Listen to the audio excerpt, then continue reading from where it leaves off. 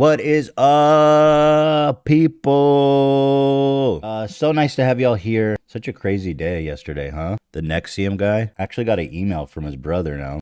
We were wondering how they were going to respond. And Dan was saying he thought that, fuck, I don't even, James? Mark, I didn't remember his name. He's crying right now seeing that I don't even remember his name. Dan thought he was going to mass email him because he had emailed Dan a bunch of times leading up to it. And he was super excited. So now after this happened, we were wondering if we'd hear from them. Dan hasn't heard from him, but his brother emailed me and straight to my personal email too. So apparently his brother is capable of a little more research than him. He emailed me begging me on the note of human decency. He says, my deep and earnest request that you resend your comments that he's a scam artist because his brother vouches for him. He says, I know he's a good dude. He insists he has Tourette's, so maybe he, I don't know. I just know that whatever's going on with his Tourette's, there's some deception there, in my opinion.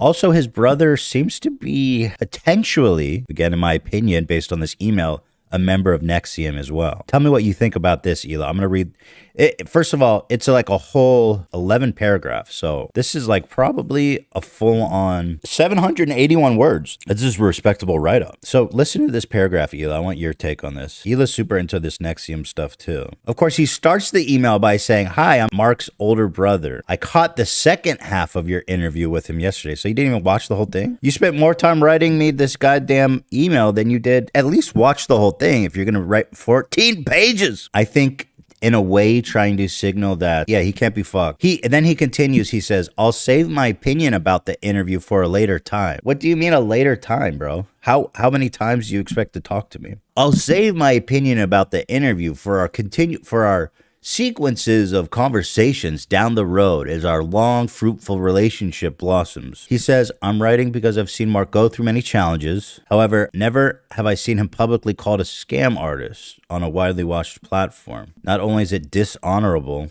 bro, what am I, a samurai? Dishonorable is plainly false, he says. That's the problem, right? That's kind of what the problem was, is this guy's never been called out. I didn't even read the part about, I think he's an NXIVM, but go ahead. So my thoughts about watching yesterday is, first of all, when you called him out on that, he did not like really argue it. Like, I feel like if I was actually sick or you know, if I actually had Tourette's and someone had the audacity to tell me like you're faking it, I would be like, are you crazy? Like, I would have so much energy about like, hell no, this is real. I felt it, I grew up with it. And like, he didn't, it almost seemed like he was like, well, yeah, you kind of caught me. He didn't even try to engage with it. In fact, it seemed like he tried to move past it quickly. And then also the other thing is like, if that's really like you showed on the website, is like, do you want to cure your Tourette's or are you tired of having it? What was the sentence on his website? I don't remember, but it was something like a question. Completely, you get, that's the gist of it. So he's totally like made a career of this. Oh yeah.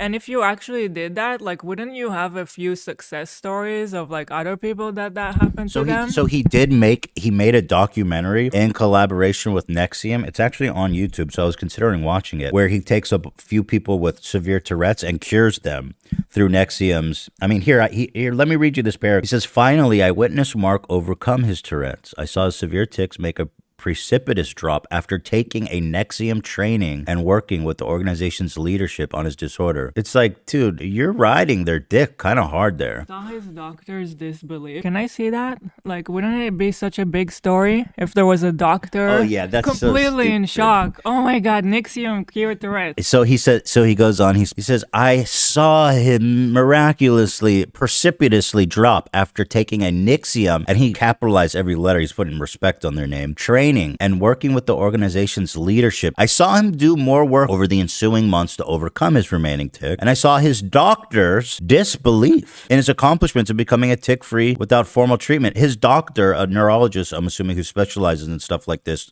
Tourette's and such, is like, oh, you fixed it. He's not like, yo, let me check this shit out. I'm a doctor. I want to...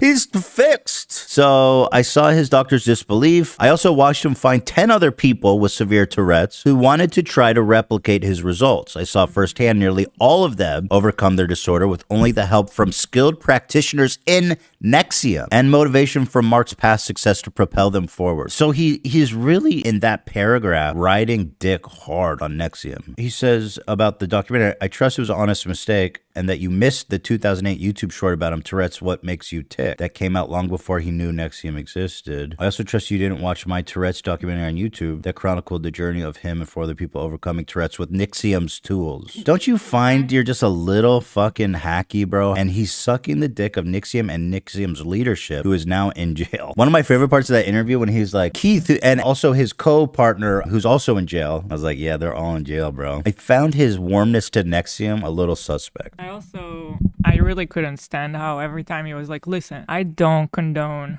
I'm not for assault, but I'm here to tell you this girl was lying and she didn't say it under oath. So she was lying. And I'll take this guy, Raniere, I'll take his word over anything. But this girl is lying. But And all the other ones. I hate though. Really hate it. And I don't want to be related to but this guy that they found guilty and they put him in jail, he's right. And the girl lied because it wasn't under oath. Also, he didn't have much to say when I showed him the branding. He got real quiet. He's like, why? What does that have to do with anything? I'm like, I thought we were talking about Keith Raniere as not being a rapist. Oh, yeah, he said, she's a little kinky. That was so good. He's like, listen, this girl, she's known for being kinky.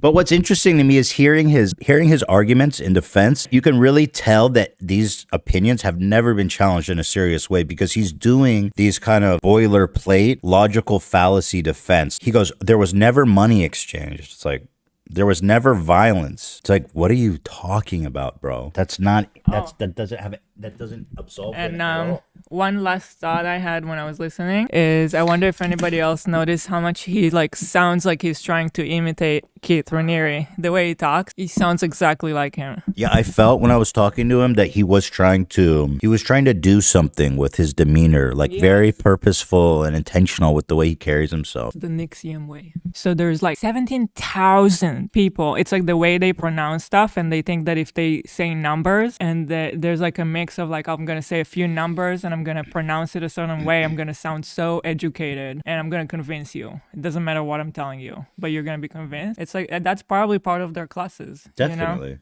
Yeah, definitely. I mean, the one thing you hear time and time again in these documentaries is that Keith Raniere was a incredible speaker, very manipulative in the way that he could talk to people and persuade people, right? So manipulative, he could manipulate you out of having Tourette. Boom. Also, there was one post on the subreddit that I thought was somewhat interesting. This was an interesting post. It says, possible explanation for the NXIVM guy's ignorance. I was wrong about Andrew Tate and why I changed my mind on Andrew Tate. Could he really have not even clicked them? That is interesting. That is a good theory, to be honest. It is.